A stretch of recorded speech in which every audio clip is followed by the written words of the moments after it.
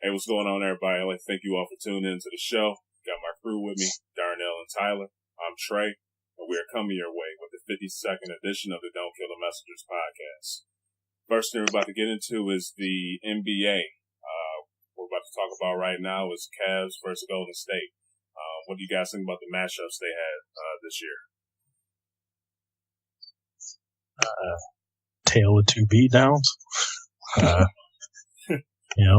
Christmas was underwhelming because Cavs ran away with it, and the MLK Day game, the Warriors got their revenge and beat them down on the court, and I think it was worse. It was not as bad as it looked, but took a couple hits on the floor with LeBron's flop job looking like he got shot with a 12 gauge.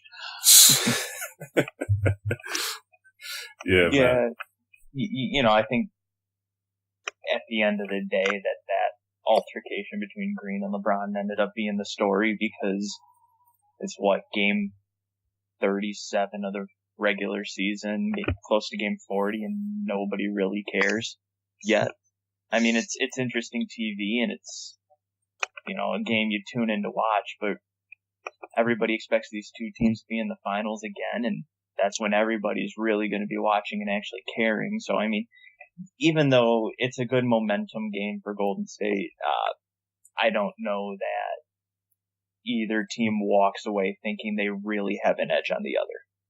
Yeah. Now, Darnell, when you first saw that, that Draymond Green LeBron situation, what exactly went through your head, man? I mean, it was a foul.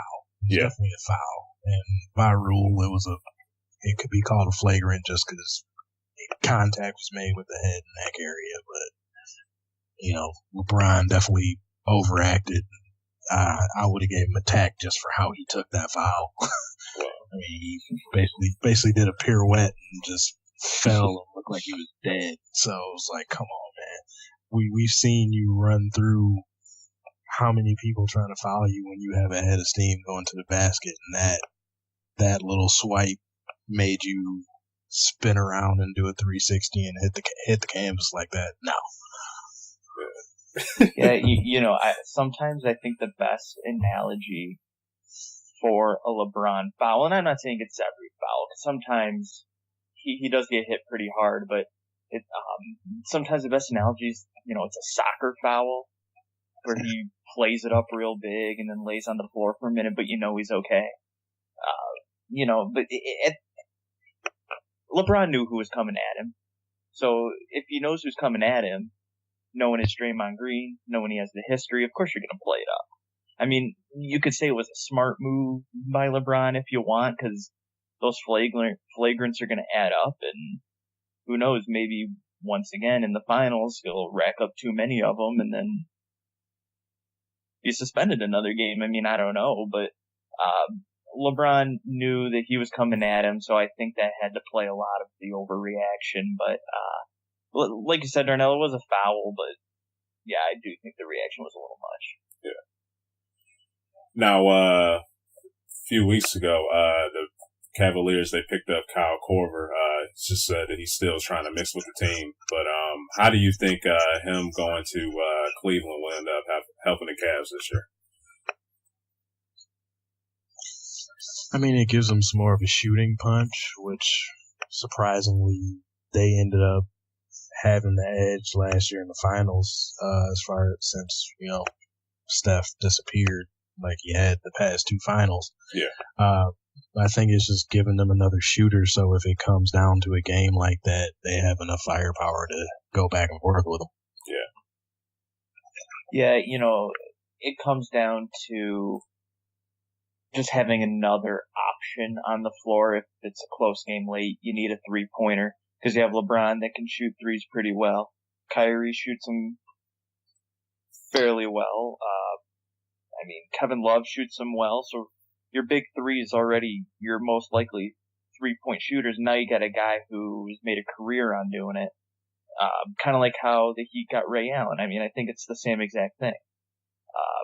This is just a moment where you have another option on the floor, another guy that shoots the three very well, and late in the game, another very serious threat to putting the ball in the hoop when you need to.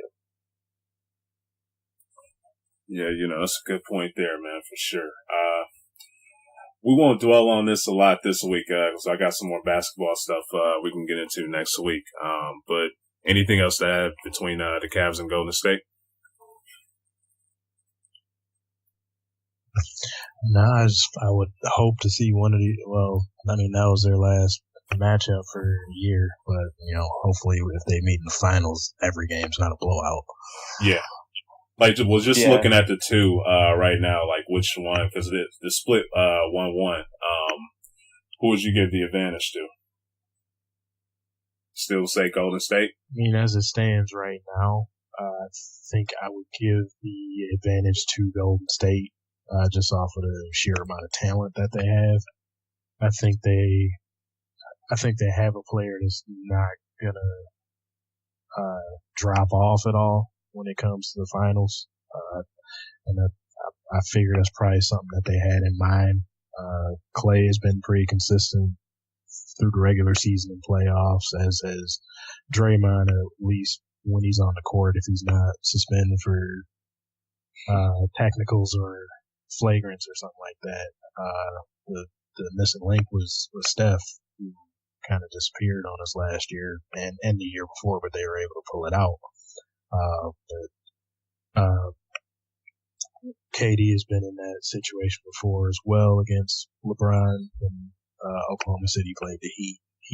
He played well in that finals, and I think he's the type that's been there, and he's not gonna fade in the spotlight. So, and if we get anything from Steph with him and Clay playing as they would normally, I think Golden State should run away with it by that point.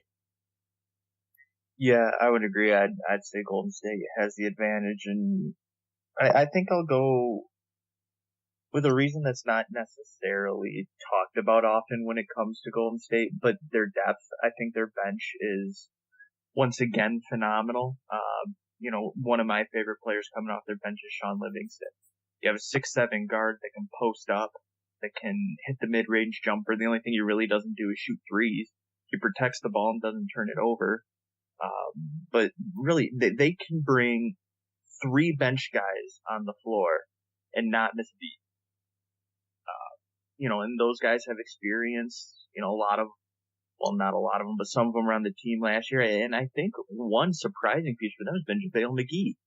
He has not been crazy JaVale McGee that we've seen on Shaqtin' a Fool. He's actually been a really solid player this year.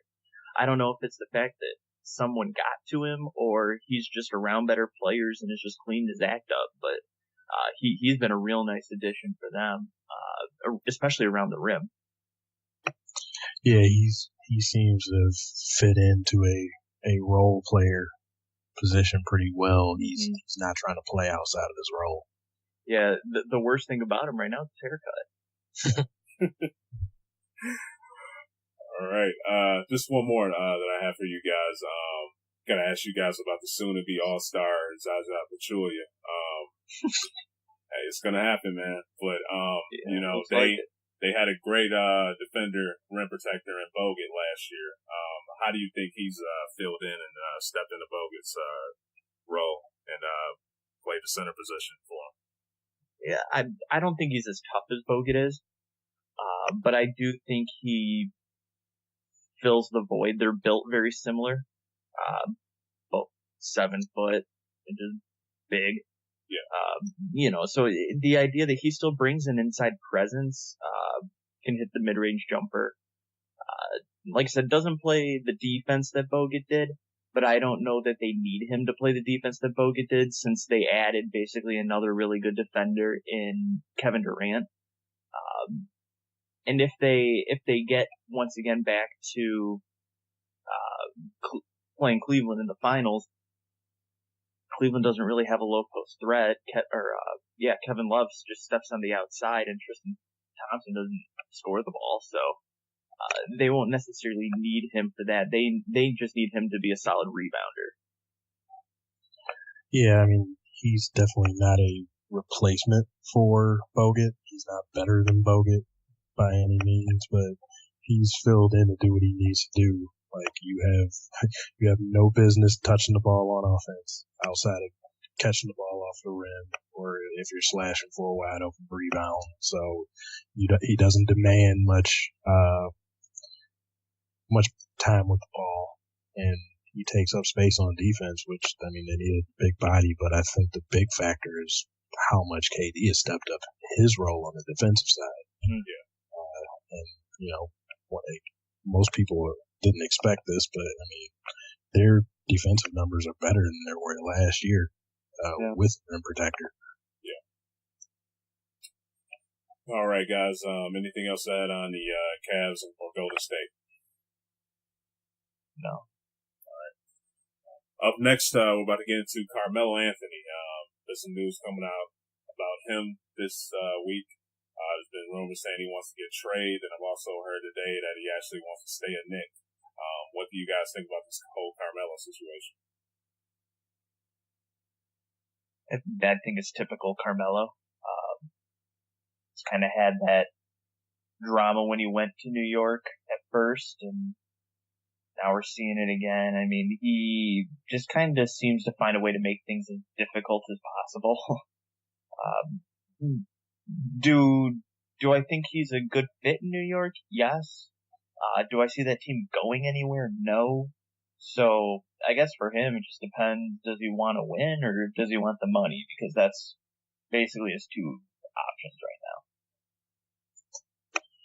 I actually go the other way on this one. I'm putting most of the issue that's being brought up on Phil Jackson. No, yeah, he's been in the news for a lot of that stuff lately too. Yeah, well, I'd agree there. And I think you made the point. What I was about to get to, you said the word right there, the news. Like, he's talking too much. You're president of operations. You need to be in the background. You need to be trying to figure out what other pieces do you need to get this team winning.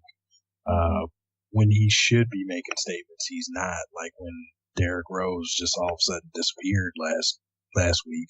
Yeah. We heard nothing from Phil Jackson yet.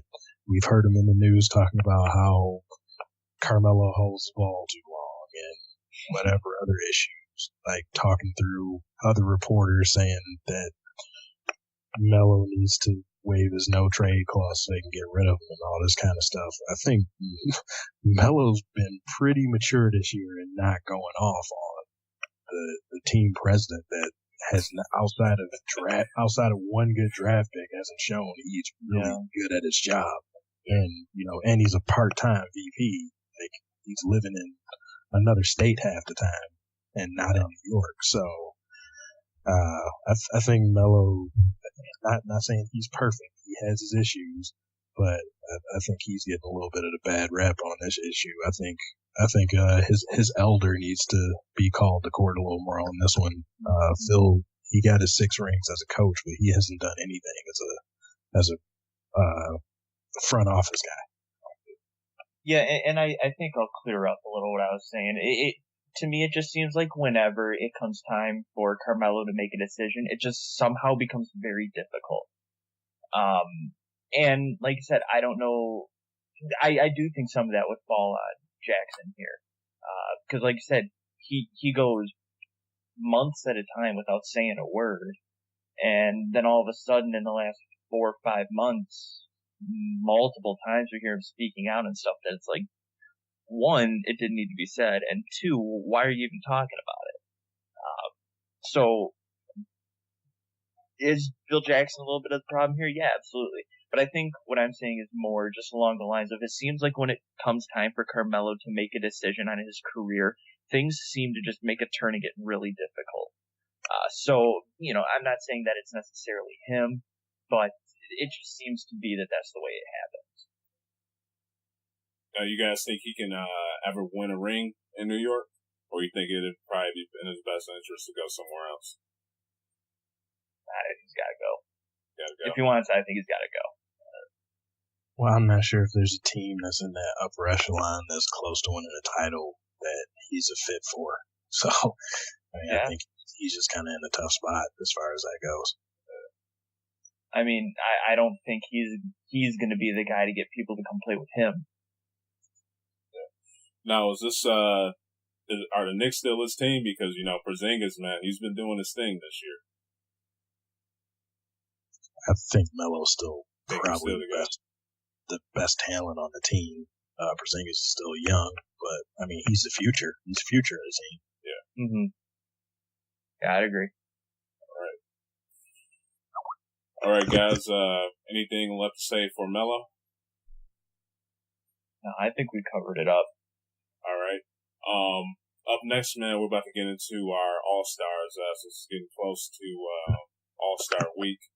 Just thought that we should add this in right now before we start to get really in more depth in the NBA for next week. But so far, we'll start with you, Ty. Who would you say? Who would you pick for your All-Stars in the West? It's always tough. I mean, we had this conversation late last week over text message, talking about the fan vote and how, the fan vote just makes it really sketchy. Where, like, right now we have Zaza Pachulia, who looks like he's going to be starting for the Western Conference. But, he's not really one of the best big men even in the NBA. So why is he going to get in? But once again, that's just the fan vote aspect. The idea of giving the fans what they want. But if it were up to me, real quick, let me ask you this, Ty. He was close to getting into the start for the All-Star last year. He got a lot of votes. Do you think him going to Golden State, because a lot of people are bandwagoning on that team, do you think that kind of put the icing on the cake for him to a lot of people to vote for him and try to get him into the All-Star game? Yeah, a little bit. You get a lot of people who just want to try and screw it up as much as you can. Yeah. So, he's on Golden State. People love Golden State. So they're all going to vote for whoever's on Golden State. But, whatever. If the fans voted that way, then the fans voted that way. And if the NBA doesn't like it, then they need to change their system, and that'll be on the NBA, not on the fans. So, I don't blame anybody for it. It's just the way it is right now. Yeah. So, but yeah, back to my five. It's tough because now we see James Harden as a point guard. So do you want to put him and Westbrook in the backcourt? I probably would. So those would be my two guards, Westbrook, Harden.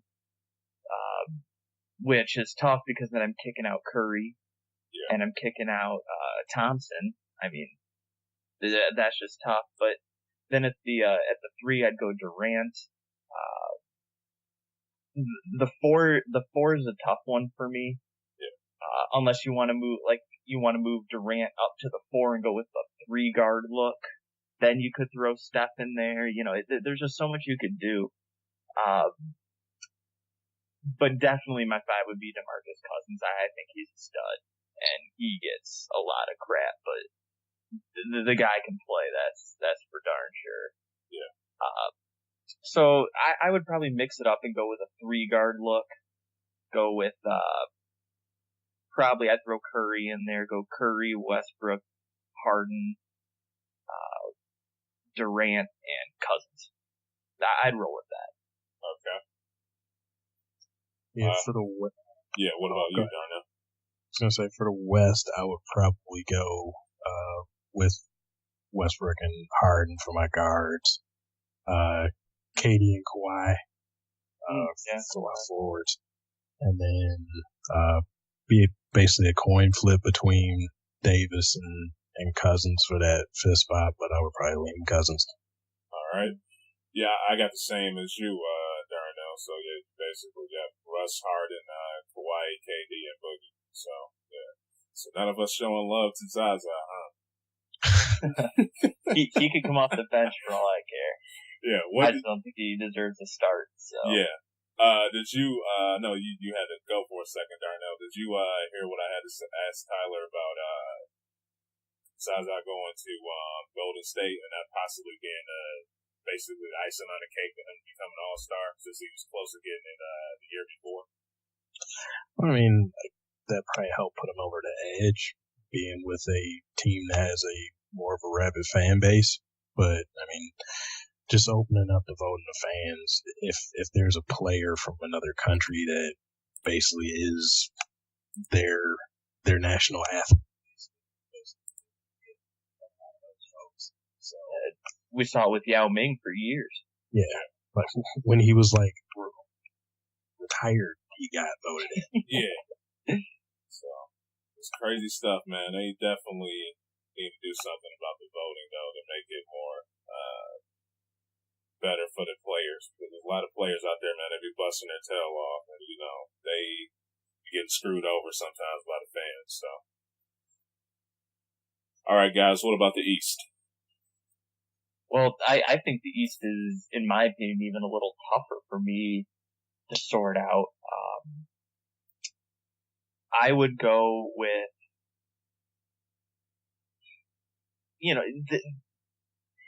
it's hard because I think we got some really good guards.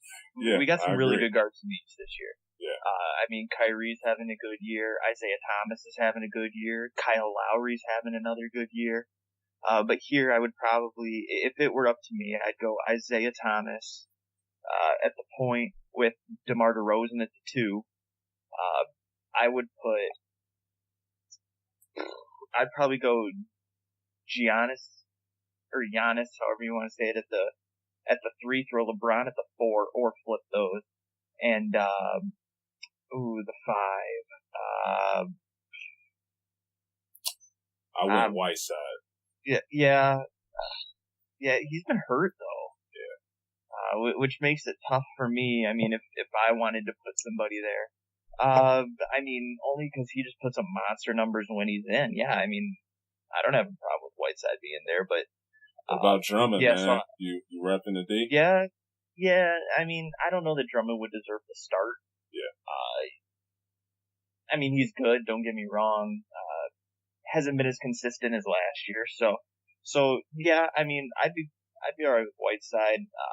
I just don't see the West or the East having the same power in the front court that the West does. Yeah. So once again, just to run it through, I'd probably go Isaiah Thomas, DeMar DeRozan, LeBron, Giannis, and I'd go Whiteside. All right. I'm looking at probably going Isaiah Thomas as well. I would actually put Giannis in as another guard since he does a lot of that for the Bucks now. Bron and Jimmy Butler as my forwards. And then, the center part, that's the tough one there. But, yeah, I guess Hassan Whiteside isn't a bad pick. Yeah.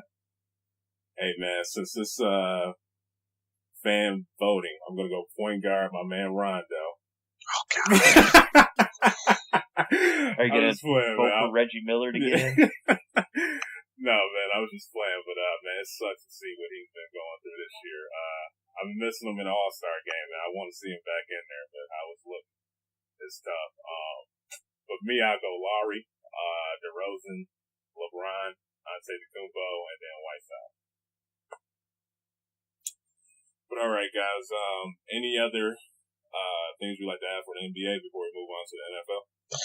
I mean, we gave our final starters. Like, what do you guys think as far as he's been in the news begging for votes, but he has actually been playing well. But what do you guys think about possibly Joel Embiid starting at the 5 for the East?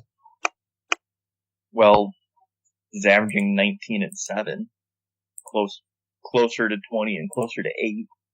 So I don't know anybody that would complain with those numbers, really, for someone who's starting.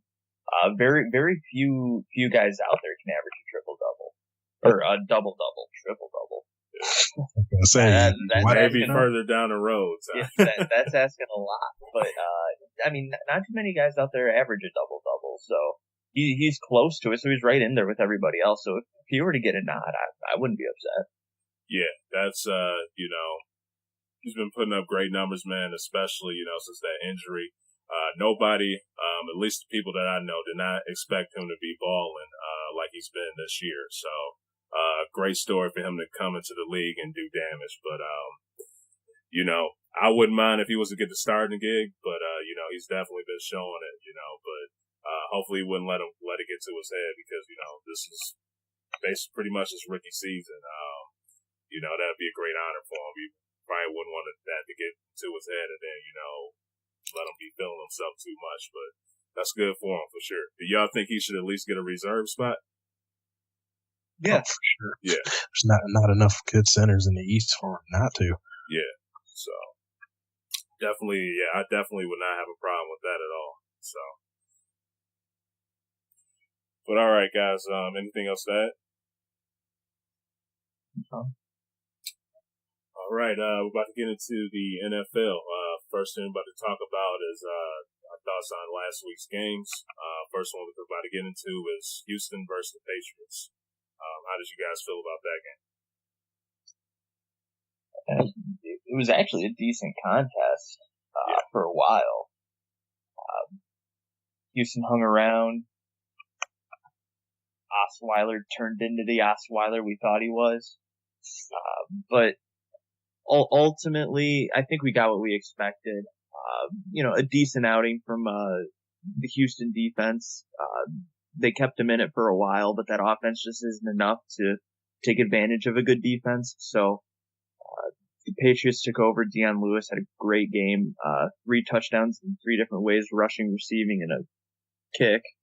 So Patriots just did what they needed to do, moved on, and are looking to this week. Yeah, I mean, the outcome, of course, was expected. Houston's D did do their best to keep him in that game. They made Brady probably look the most pedestrian he's looked all year. But it's just there wasn't enough on the other side of the ball for Houston to make this one viable in the end. How do you guys feel about Osweiler's future as a starting QB? He still has a lot to learn. This is his first full season as a starter. He didn't start all 16 games, but this is the longest stint he's had. There's some growing pains that come with being a first-time starting quarterback, and a lot of times it takes the right offensive coordinator or the right quarterback's coach to really connect with the quarterback and get him going. So I'm not going to put a ton of it on Brock Osweiler. I know I've been hard on him all year, but rightfully so, I believe. And, maybe he'll be able to turn it around. So I have high hopes for him. I think he has a lot of good qualities that you'd like in a quarterback, but this just wasn't his year. Well, I mean, his contract says he's going to be a starter for at least another year. Basically, Houston's paying him too much to throw him away. So they got to put him out there. But there's definitely some growth that needs to be had. They took him off of a very good team in Denver, and putting him in Houston, but they didn't have that growth that they thought they would have. It's not like he had bad targets there either. So, and like he has all the things around him that's needed to succeed. They have a good O-line, good back, good number 1 receiver. Maybe get him another receiver to throw to, but most of it's going to be on him in improving. All right, guys. Now, what about the Atlanta versus Seattle game?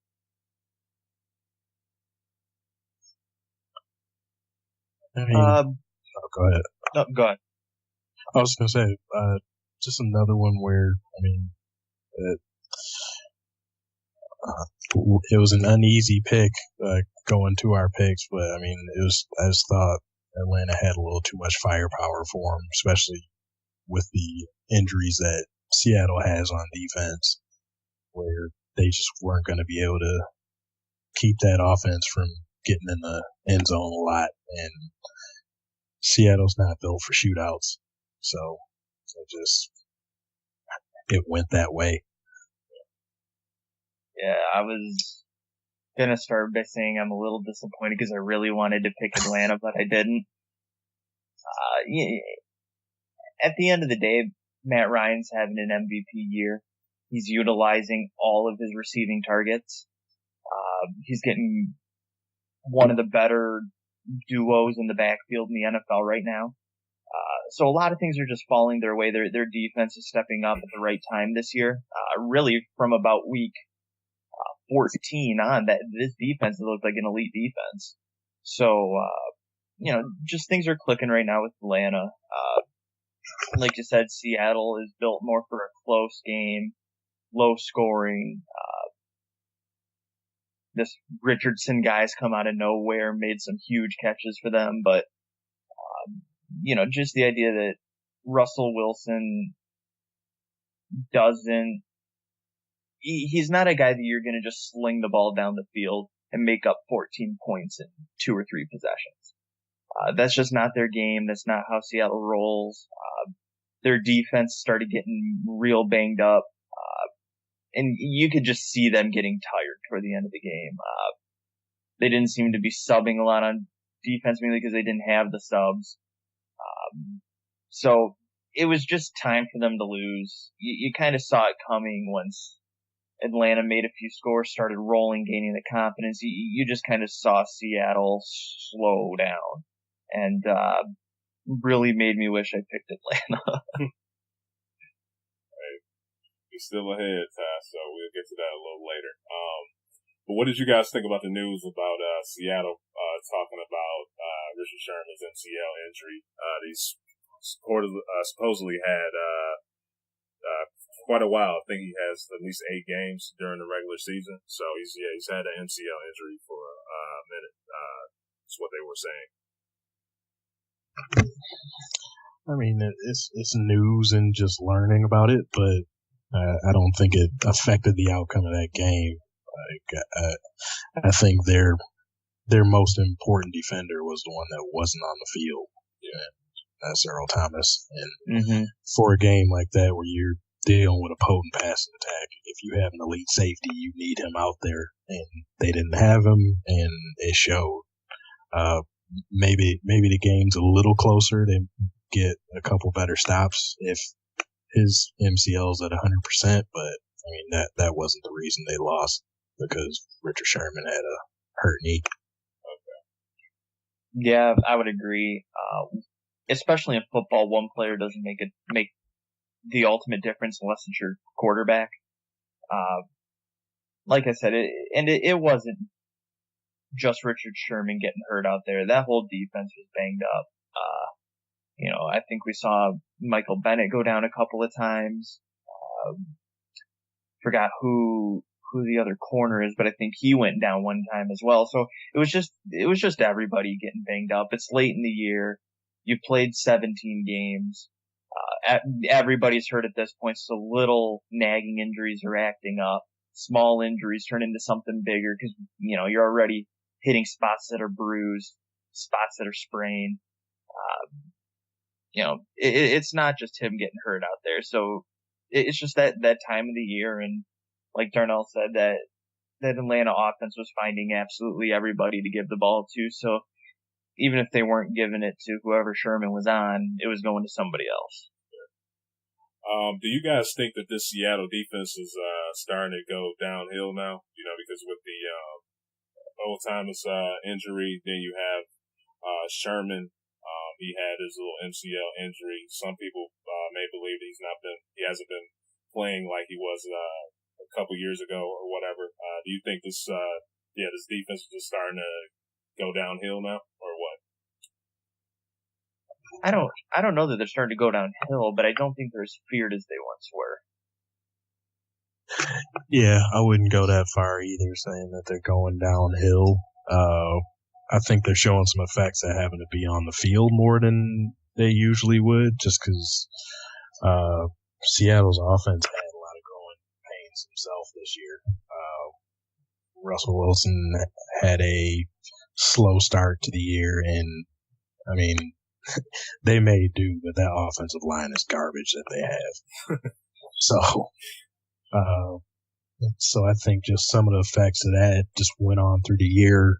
You know, defenses get tired the longer they're on the field, and they had a lot of games where they had to play a lot of snaps, and that gets chinks in the armor, and then into the end of the year, you get injuries to major players, with Thomas going out, and then apparently now hearing about this Richard Sherman injury.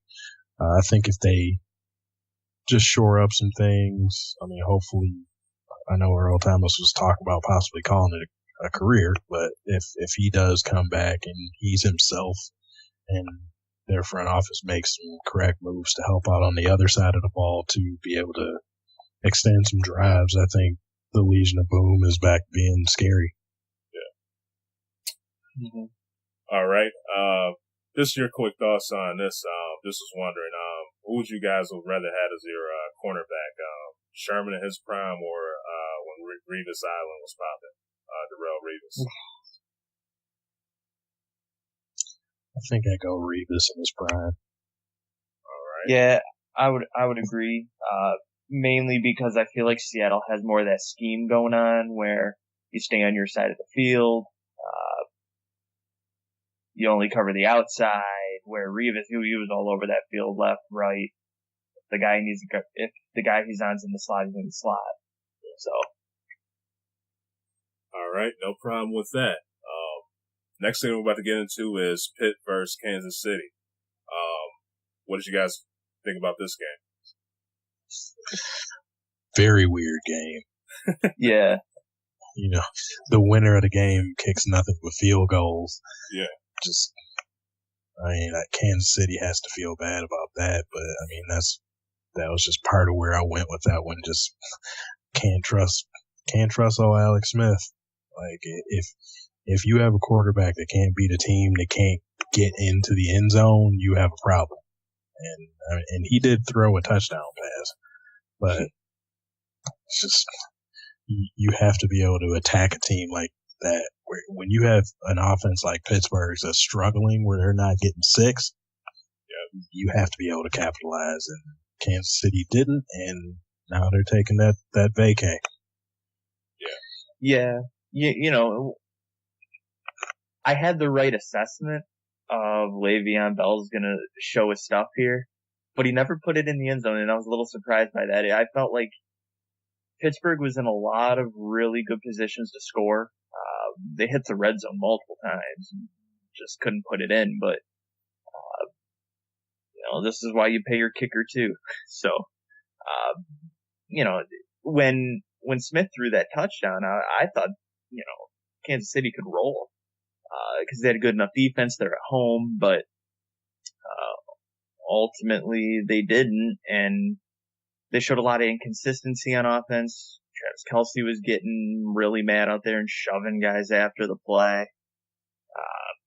You could just tell that Kansas City got frustrated the longer that game went on. And I think it alluded to the fact that, you're losing by field goals. Like you said, Darnell, you should be upset if you're losing because the other kicker's kicking 6 field goals. You should be mad by that. So I think the team with the better offense won the game here. It looked like it was really cold, so I don't know if that had anything to do with it. I don't think it did, but you really never know. So, granted, I'd rather see Pittsburgh in the AFC Championship game than Kansas City anyway, so I think we're going to be getting the better game for next week. I heard some people complaining about the penalty at the end for Kansas City, for them to tie up the game for that 2-point conversion. How did you guys feel about that penalty? I thought it was a hold. And he dragged the defender down and prevented him from getting to the quarterback. So I think it was definitely a hold or a put down, whatever you want to label it. You feel the same way, Darnell? Yeah, I pretty much agree. I think most people were just trying to take the you can't make that call at that time issue. It's like, if it's a penalty, it's a penalty. It's like, sorry. And Darnell, you know that's been my beef with referees. I just want consistency. If it's a foul in the first minute of the game, it's a foul in the last minute of the game. And I think that if Fisher did not hold, Smith would have been sacked or the throw would have been affected. So I do think it was definitely the right call, no matter what Travis Kelce says. Right. And last but not least for this one, after the game, they had Antonio Brown recording the coach and everything, talking about the Patriots in an appropriate manner. How do you guys feel about Antonio Brown? A lot of teammates and the coaches particularly is upset with him. Did he go too far or what? How do you feel about that? I mean, it was a dumb move.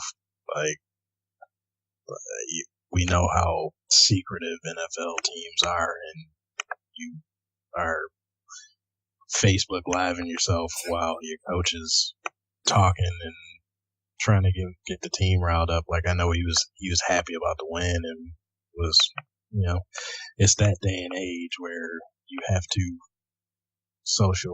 put everything on social media about yourself, I guess. But the wrong time to do it. Like, I'm not going as nuts about it as most people are. Like, I know Mike Tomlin had to go put on the show and talk about how he'll be dealt with swiftly and all this kind of stuff, but it's not like you're going to suspend him for the next game. Yeah. So just all of this meaningless talk. But I mean, I think it just goes to, the secretiveness of the NFL and the teams within it. You have cameras in the locker rooms after games all the time for media. It's just they have the power to edit out what they don't want the public to see. Yeah. He just took matters into his own hand. Like I said, dumb move, wrong time to do it, but I don't think it's as big a deal as people are trying to make it out to be. Yeah, definitely agree.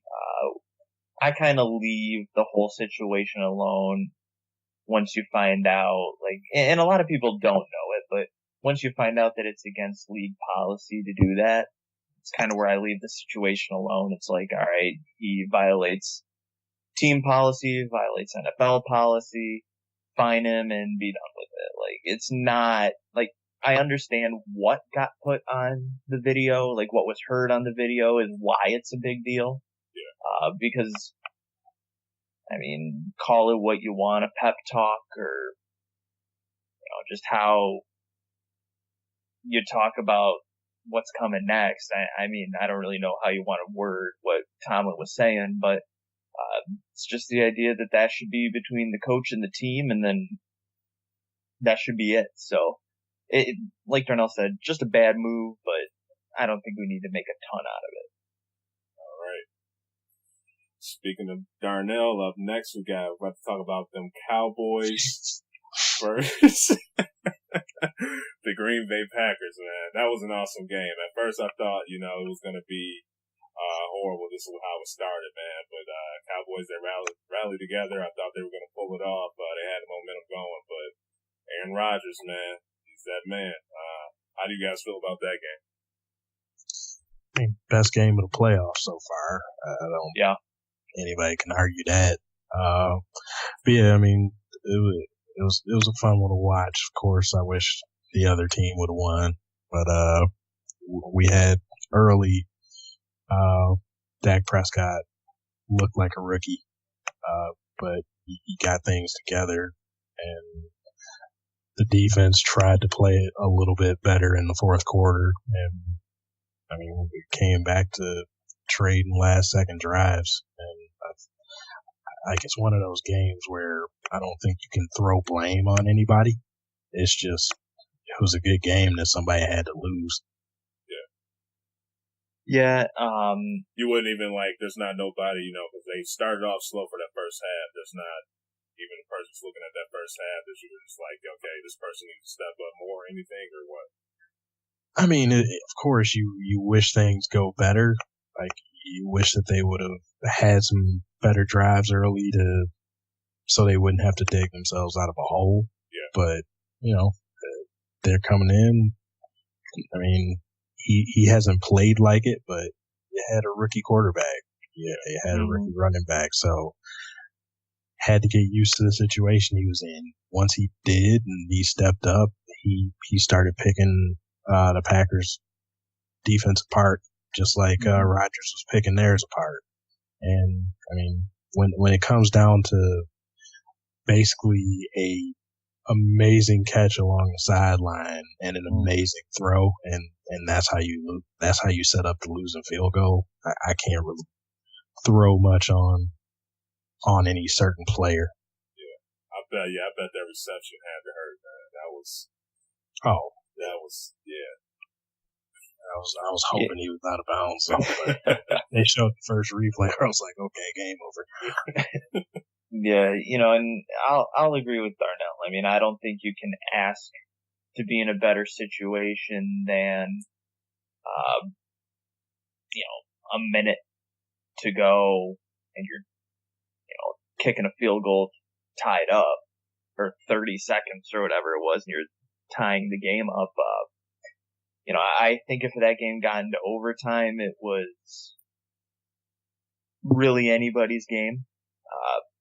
I wouldn't say one team had the advantage over the other if that went into overtime, but it was really an interesting sequence because you had the situation where Dallas spiked the ball to stop the clock,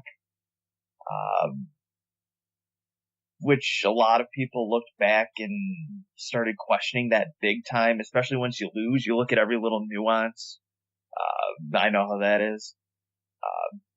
But Dallas kicks the field goal to tie it up, and my brother goes, do you ice Dan Bailey? Do you call one of your timeouts and ice him? And I said, no way, 35 seconds and you have Aaron Rodgers as your quarterback. You can go down the field.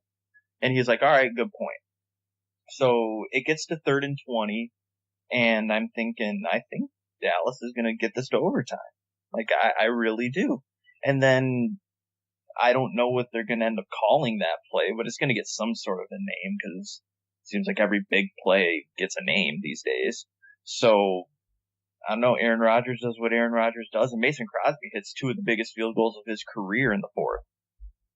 A guy who struggled last year. I mean, it's nice to see a guy kind of get some redemptive kicks back in him, but those were 2 huge kicks, both of which I thought were going to miss. Once they first got into the air, the first one was kind of a knuckler that barely snuck over. Then the other one I thought was going to either hit the pole or miss left, but in reality, that was Aaron Rodgers being Aaron Rodgers, and I don't blame anybody for Dallas. Yeah, they got off to a slow start, but they were in the position they needed to be late. The defense was playing really well late. It's just the fact that Aaron Rodgers has the best protecting offensive line for passing in the NFL, and his receivers find ways to get open. So, and he put that throw really in just about the only spot it could have been. Yeah, like I said, Darren, I know you're pretty disappointed in the loss, man, but just looking at Elliott and Dak, how they've been balling out this year, man, that team is going to be incredible down the road. They were incredible this year, but, they got the experience for the playoffs. They adjusted quickly, and, they were putting up numbers, man, so I'm pretty sure you're going to be happy to see what this team can do forward down the road years from now. Oh, yeah, I mean, with the weapons they have on offense, and they have a chip that they'll probably get a 1st-round pick for in Tony Romo. Yeah. They should be able to put together some nice pieces to make that defense a little better as well. Yeah. So, like, what would you like to see? You're talking about picks. Like, is there something particular part of the team where you would like to see improve better? Say defensive end or something like that. I think they found some nice pieces at defensive end. I think they need some secondary help in the inside, like a D tackle. Okay. I think those are the areas of need. All right. Yeah, you can never go wrong defense. Yeah. All right, guys. Anything else to add on that game? No, I'll agree. It was the best one. Yeah. Okay. Up next, we're about to actually get into the games for this week. Our Pick'ems ties in first place, 7 out of 8. Darnell is in second, 5 out of 8. I'm in third with 4 out of 8. First game we're about to get into is Green Bay versus ATL. How do you guys feel about this matchup? I am really nervous about it because I have the Packers going one more step, and their defense is getting very hurt. And going against Atlanta, that's the wrong time to have your defense get hurt. But I think that this is going to be a higher scoring game anyway, and I will take Green Bay to outscore anybody. And they proved they could do it without Jordy Nelson. Yeah. So that was huge. And they're not ruling him out this week. There was a quote that came out from someone on their staff that said, this takes a lot of people, 4 to 6 weeks to heal from, but Jordy Nelson's not most people. So who knows what that even means?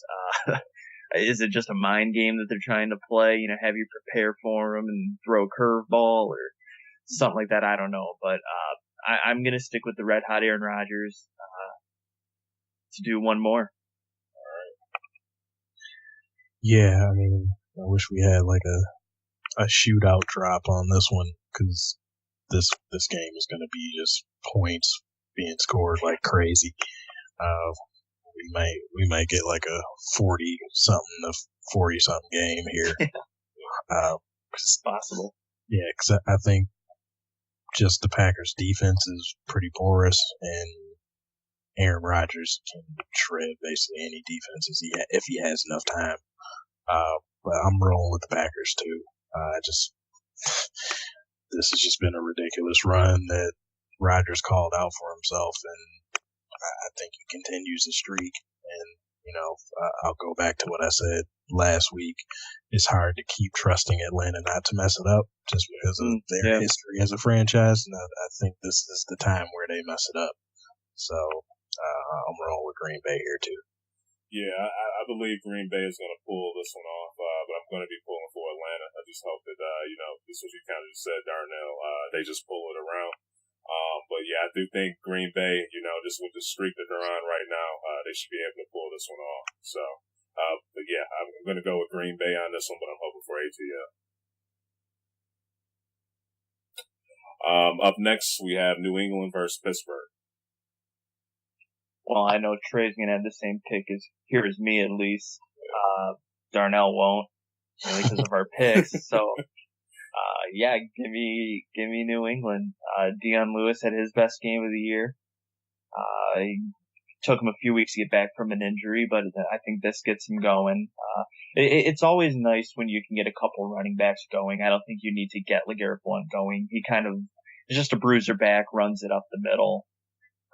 Going to be their goal line guy. But they've shown they can do it in multiple ways. Edelman or Malcolm Mitchell did it a few times for them during the regular season. Chris Hogan always seems to make a catch here or there. This seems to be a big one. But Dion Lewis was really big in multiple factors for them. And I think their defense is going to be real tough at home. That's where they seem to play their best on big stages. So I'm going to go with Tom Brady to make it to the promised land again. Oh yeah, as to my other Super Bowl pick, I will be going with the Steelers here. I know it's in Foxborough, and at least during the regular season, New England is pretty much unbeatable there. But they've lost plenty of playoff games in their own house. So, and they're playing against a group of players that we know have been there before, especially the quarterback on the other side and Roethlisberger. I don't think he fears that Patriot defense, even though they are a very good defensive unit. He has weapons around him with Antonio Brown, and we've seen how confident Le'Veon Bell has been about himself lately. I think it comes down to just can the Steelers defense get to Brady a few times to get him being a little bit of happy feet in the pocket, which he can be if he gets hit a few times early. Yeah. So get him to start feeling a little bit of that phantom pressure and speeding up his clock and go from there. Yeah, I gotta stick with my pick, New England, man. I just, feel, like you brought it up down there with Pittsburgh D. We're gonna have to see, they're gonna be the key factor in this game, to see if they can get to Brady, put pressure on them. But I just think, New England, they're playing at home. Brady, comes playoff time, he can do his thing. So, just gonna go with them, man, just to work it out. This would be really impressive with them, this year, especially since they don't have, Grunt, for the stage. So he could pull it out, adds a lot of confidence to this team, playing the Super Bowl. So, all right, guys. Anything else to add on these playoff games? No. Just can we get both games to be good? Cause yeah, we haven't had that yet. Yeah. So far, we've had one really good game. Yeah. Now, out of these two, which one you think is going to be the most entertaining one to watch? You just think with Green Bay and Atlanta, just because the potential to be high scoring? Yeah. Okay. I was gonna say it just depends on what you're looking for. I mean, if you want to see a lot of touchdowns, then yeah, Green Bay Atlanta is the game for you to watch. But I think the higher caliber game all around will be New England versus Pittsburgh. That'll be more the chess match. All right, right now we're about to talk about some of the NFL awards that's going to be given out soon. Already kind of had a couple already given out, but in your guys' opinion, who do you think is the most improved player this year? Yeah, this one was hard for me because I think there's an obvious one and one that's not so obvious. I think the one I'm going to go with is Melvin Gordon. The guy had a terrible season last year. Granted, rookie year, getting the feel for the NFL, but Melvin Gordon lit it up this year. He was scoring touchdowns left and right, so I think he definitely improved. That's a good pick. I think for me, though, I go with a player who was drafted highly as well and expected to do much, but he was injured for his first two seasons. But this year he showed what we thought he should be, and that's Jadeveon Clowney. Oh yeah, this thing too. Up next, what about offensive player of the year? Yeah, here I'm gonna go with this one's also hard for me. I want to pick Matt Ryan. He had a really good offensive year, but I think I'm gonna actually pick him for a later award. But offensive player of the year, I'll probably go Zeke Elliott. And he had a fantastic season and never really had a bad week. Yeah.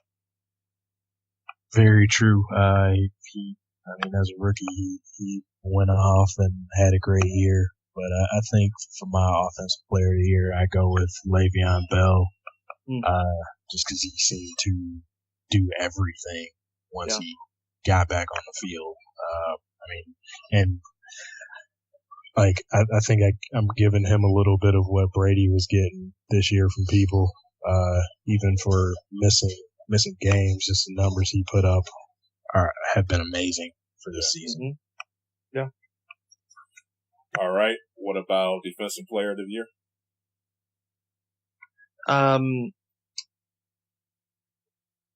To an extent, I think this is kind of a two-horse race. Two studs in Khalil Mack and Von Miller. Both had good seasons. I'll probably go with Von Miller on this one. Guy just always seems to make big tackles, get sacks. So I'll go Von Miller.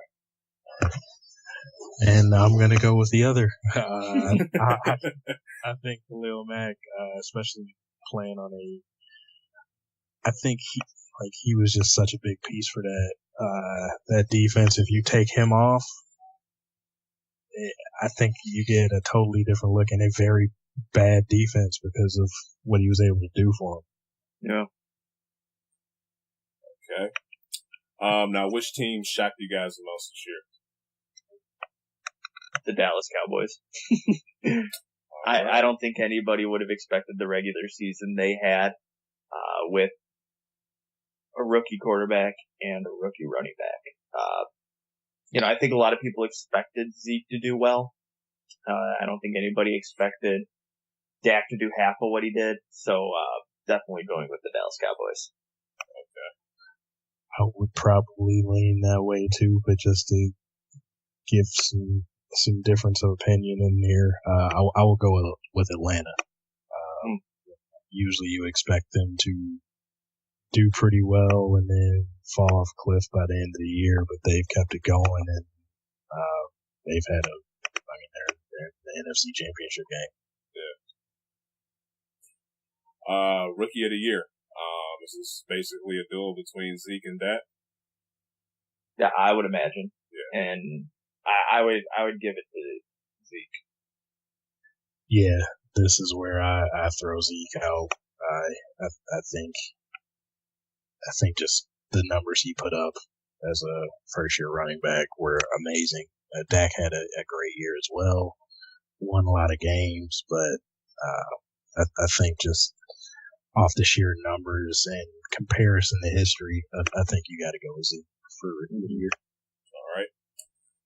And last but not least, we had MVP. Who do you guys got? Yeah, I'm going to go with Matt Ryan here. High touchdowns, low turnovers, has his team in the NFC Championship game. I don't know how much playoffs get taken into account. I don't think they do, actually, but good regular season and really, really slung the ball this year. Did it consistently, did it from beginning to end. It helps when you have a lot of targets to get the ball to. That's why we see Aaron Rodgers win it a lot of years. So just for the fact that high touchdowns, very low turnovers, I'm going with Matt Ryan. Yeah, I agree with Matt Ryan as well. If we could throw the playoffs in for the award as well, I would probably lean more towards Aaron Rodgers. But yeah, I think just for the regular season body of work, you have to go with Matty there. He's had an amazing year and an efficient year. People were probably coming in this year. People were starting to question if he was an elite quarterback, if he was a quarterback that could get Atlanta to the next level, and he stepped up to the challenge this year. All right. Is there anything else you guys would like to add for the NFL, NBA, or anything else? No. All right. As always, guys, I appreciate you guys tuning into the show. As always, you can check us out on Twitter at DKM_cast. You can also find this podcast on podcast.com, iTunes, Stitcher, SoundCloud, YouTube. Just hit us up in the search engine. We should be able to pop up. So, but other than that, that's all. Like I said, I appreciate you guys for tuning in. Y'all take care and have a good one. Peace.